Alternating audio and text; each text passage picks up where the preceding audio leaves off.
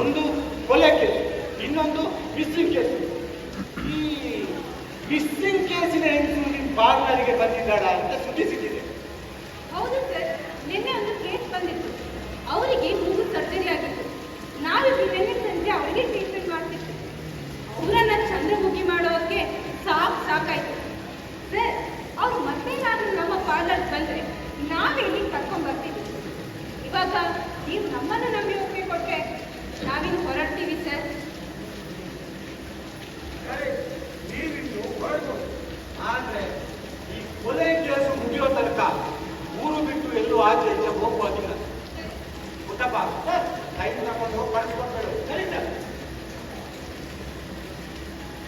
ನೋಡಿ, ನಿಮ್ಮ address, phone number ಮತ್ತೆ ವಾಟ್ಸಪ್ ನಂಬರು ಕರೆಕ್ಟಾಗಿ ಬರೀಬೇಕಾ?